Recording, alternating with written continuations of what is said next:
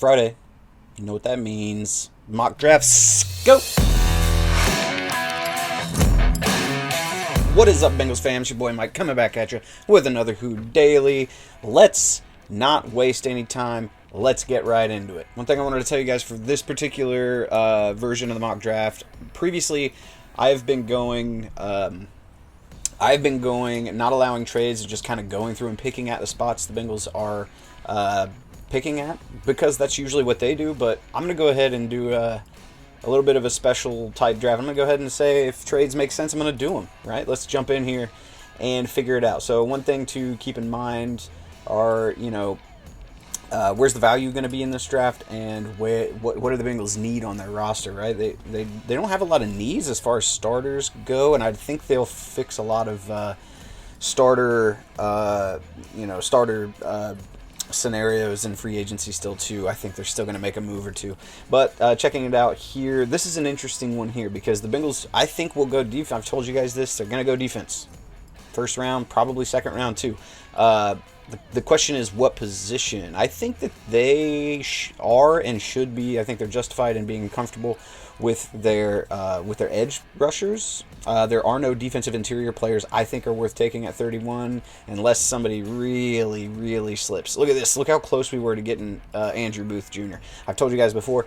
The Chiefs took him. The Chiefs get two chances right in front of the Bengals to kind of steal players. But if Andrew Booth Jr. is sitting there, take him for sure. Not the same. I don't feel the same way about Kyer Elam. I've kind of changed my tune a little bit with this dude, and mostly to do with, he's young. He's only going to be 21. He's only 21 years old. The problem is he has a bad coverage grade, and his grades have declined since he's been in college. It's never a good sign. Never a good sign. So I don't know, man. That's a little. For that high in the draft, I want a guy who's checks more boxes than that. He checks a lot of boxes, but right here, actually, I teased you guys with a little bit of a trade back scenario. I don't think it's worth trading back here though, unless we're targeting Travis Jones. Travis Jones could be a good guy to target if I'm honest about it, mostly because of this right here. Over 90 true pass rush grade. That's from the 3-tech position. Really valuable player there. But if the idea there is to draft him, then yeah, trade back. But for right now, I'm going to go ahead and go with Louis Cine. This is the reason I'm going with Louis Cine. Jesse Bates is probably gone. I know you guys hate to hear that, but if you're a a regular visitor on this channel, normal watchers, you guys know, I'll tell you the truth. I am not going to tell you necessarily, I'm not going to sugarcoat it and tell you, all this stuff. Look, Jesse Bates' agent is the same agent as much as this sucks, he has the same agent as Deshaun Watson. Deshaun Watson is out there bragging about, he and his agent, who's also Jesse Bates' agent, they're out there bragging about how much guaranteed money they were able to pull in for a serial sex offender. If that's the case, they're probably going to go out there and try to get as much guaranteed money. This is what this agent hangs his hat on. He goes and signs college players after they get drafted based on this. Based on, I will get you on your second contract the most guaranteed money of any agent out there. That's just how it's going to be. The Bengals will not break their rules about guaranteed money for Jesse Bates, I don't think. So I think the Bengals do need to start thinking about a life after Jesse Bates. And if that's the case, this guy, I'm not kidding, could end up being better than Jesse Bates. 6'1", 200 pounds. Look at these grades, right? He not only can defend in the secondary, he can defend against the run. He's a really sound, solid tackler. And if you look at his relative athletic score, guys, look at this. Look at this stuff. So he actually measured at the combine 6'2", 199 pounds, with an over 11-foot broad jump. That's scary. Really fast. He's faster than Jesse Bates, 4.37. So look, this guy Louis Cine, come in, learn behind Jesse Bates and Von Bell. Probably play in that third safety slot for you. Let's do it, Louis Cine. I think that's a really good value. Don't have to trade back. for your guy. You don't want to wait around for him because I've seen mocks where he goes before the Bengals pick, so you can't trade back and expect to get him. But looking right here, I think second round, I think the Bengals are going to look to beef up the pass rush, if I'm honest about it. There are no 3 techs or defensive interior guys I really want to be taking right here. They would be big reaches. If you look at the couple picks before, Drake Jackson went up here. I think if you look at the board, there's probably going to be a run on edge players pretty soon. I like Josh Pascal. He's never actually there as a value pick for the Bengals, but right now the value sits right here. 45th ranked player for PFF, average draft position of 58.5. We're sitting here at pick 63, Kingsley Enagbare. I know it's going to get a little boring, guys. Sometimes I pick the same players, but that's for a reason. Pay attention to that. These guys are good. They're going to make a difference. Look, right here, like I told you, improve every year in college. He improved immensely every year in college. Pass rush grade 92.5, FM, WKEU, whatever. Not a huge run defender, but the Bengals run defense comes from the inside out. It comes from defensive interiors and linebackers. The edge players get up the field and get to the passer. That's what they want. Look at that, 25.9% pass rush win rate, and he's huge, 6'4", 265. He's a big old dude. Kingsley, the king, getting drafted. So now, boom, you've spent a bunch of money in the offseason on offensive linemen, beefing up that offensive line, fixing the biggest hole on your team. Go to the draft and use that capital for defensive players, especially the first 2 rounds. Now we're into the 3rd round. We can start to open the board up a little bit, and not to mention the value at where they were picking was defense. I mean, looking at the board, that's where it is. But if you're opening up now to offensive line, this is where the value for offensive line comes in. Guys, look, I really like Brian Cook, and if Lewis Cine isn't there in the 1st round, Brian Cook may be the pick in round 3 for the Bengals. I would be completely fine with that. From looking at the future of the center position, Luke Fortner out of Kentucky is a really strong pick if they wanted to go this direction. But I think offensive line is a good place to look right here. I like Dylan Parham, but he's a little undersized.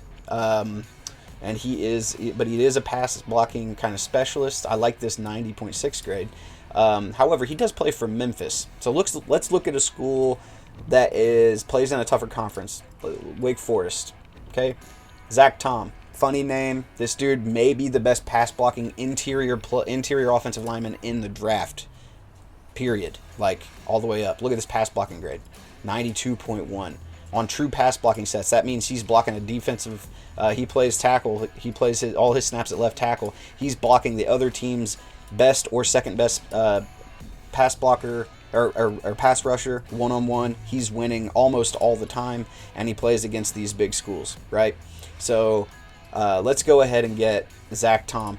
His size, 6'5", 300 pounds. That's a guard in the NFL, and he projects to being a guard and a pretty dang good one in the future. And here's where we start opening up the board. We don't need to think about needs. Let's think about BPA right here. I really like Neil Farrell, if I'm honest with you guys. He's not much of a pass rusher. However, he would be a plug and play. He would be. The problem is he's too similar, I think, to a guy they already have on the roster. I think he's a little bit better version because he's lighter and more and has a better motor than Tyler Shelvin. But I think you bank on Tyler Shelvin improving a little bit and don't double down on your defensive interior LSU Giants, right? But if you're looking for taking a flyer on a corner, Zion McCullum out of Sam Houston State, the Bearcats. Look at this. That's a weird way to spell Bearcats, man. I did not know that. Is that a typo? Get in the comments. Tell me, is this a typo?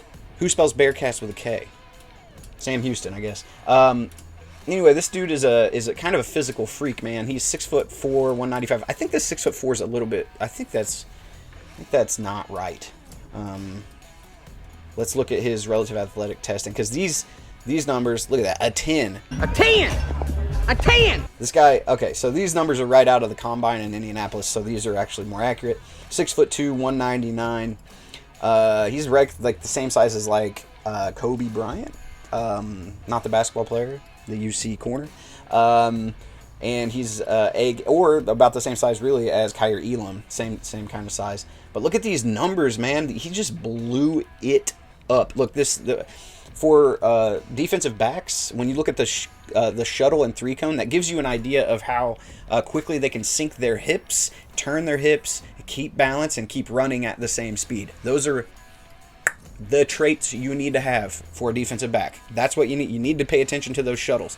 Quick in space and straight line speed. He can turn and run, man. This guy, look, I'm not a huge fan of the fact that he's from a small school. That if you're playing for Sam Houston State and you want to make it big in the league, you need to have a coverage grade that's closer to 90 than it is to 80. Like just how it goes. But if you're looking at a dude you can bring in and learn from Eli Apple and Chidobe Awuzie, and possibly be like a plus cornerback in this league down the road. Zion McCullum's your dude. Let's get him. 4th round, maybe a tiny bit of a reach for a guy from that without a huge amount of production from that small of a school, but his athletic testing is wild. It's just kind of an athletic freak. I think one of the things you guys are gonna see, the mantra here, if it's down to 2 or 3 players and you can't make up who you want to draft the freak. If there's a freak, draft him. Athletic freaks. I'm not talking about like sexual stuff. But take a look into the 5th round here. Who I like to draft in the 5th round, if I'm honest with you guys, is Jelani Woods, and he went 2 picks before the Bengals went. Right? If I'd have been paying attention, maybe I could have paused it and traded up for him. But this late in the draft, it's hard to tell who's targeting who. So what are you gonna do? But taking a look here, I really like Noah Ellis out of Idaho, but he's, again, 6'4", 367. Just a monster of a dude. But this is a run stopper. Again, this is another Tyler Shelvin. You don't need to draft another Tyler Shelvin. You know what I mean? You just need Tyler Shelvin to be healthy. So looking at what we might look at in this part of the draft, I'm looking for value. I'm looking for potential upside. This guy right here is a 3-tech. Otito Ogbonia. That's right. But I don't like his grading and stuff, man. I'm just not. You know what I'm gonna do? I'm gonna go to an old faithful. I've picked him before. I'll pick him again because when you can't make up your mind, pick the freaks. And Tyquan Thornton is a freak. 6'3", 182. Receiving grade 82.4. He had like a RAS score of like 150. Yeah, 9.78 RAS score. Look at this. Huh? 4.28 40. Bruh. You need speed? This guy's got speed. I don't know with that kind of 40 time if he'll be here at this late in the draft, but your boy's taking him. Because you put him on a team with the 3 receivers they have right now, and gee, Lord, buddy, you telling me. Okay, we weren't able to get our tight end earlier in Jelani Woods, but I like Daniel Bellinger out of San Diego State, 6'6", 255. He's got ideal size for the tight end position. Doesn't drop anything ever. 0.00% drop rate. Tight ends are hard to evaluate, man. You can go look at their RAS score. You can go look at... Dude, we're getting him. Yeah, we're getting him. 6'4", yeah, 253. Okay bench press, okay vertical. Really good broad jump. 4.63. That's right around what, by the way, Jelani Woods ran. And Jelani Woods kind of tore up the combine as well. Look at these comps. Travis Kelce, Greg Olsen. Yeah, dude, let's get him. Dallas Goedert. Hello.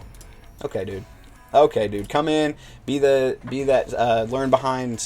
It takes them a lot. It takes tight ends a little while. Come in.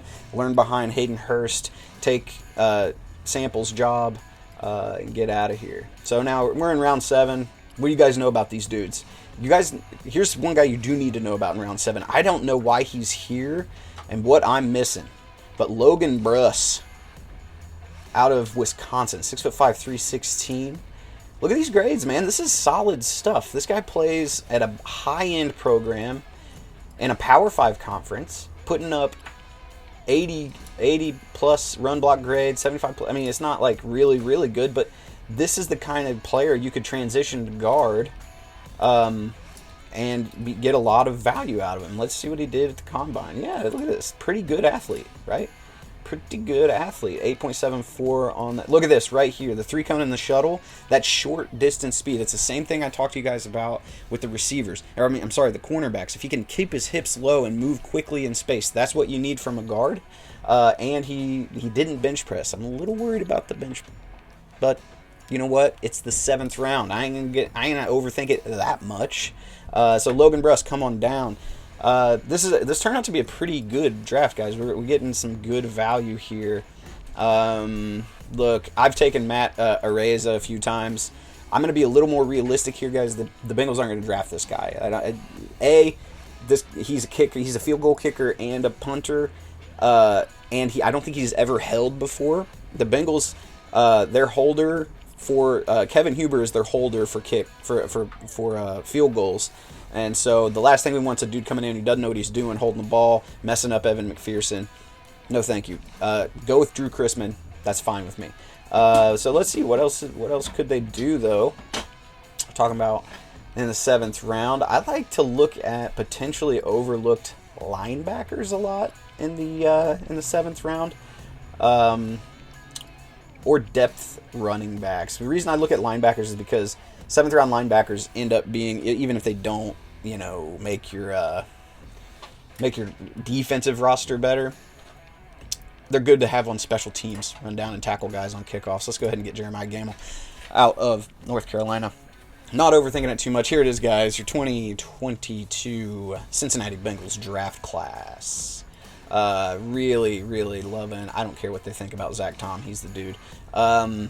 Lewisine, Kingsley. So you've got your safety of the future. You've got a problem on the edge with Kingsley and Igbari. Some freaks in Zion McCullum, Tyquan Thornton, Daniel Bellinger, high upside type of tight end. Logan Bruss. Look at an A- on Logan Bruss. The Bengals are going to draft value. It's what they do. They I don't know if you guys noticed, they draft pretty dang well. Thank you. And when they have good teams in the past is when they draft well. So when they string together good drafts with good free agency periods like they have over the last couple of years, they go to the Super Bowl, baby, and I expect them to do it again. But until then, keep coming right back here and hanging out with me. I've been Mike. This has been Who Daily. See ya.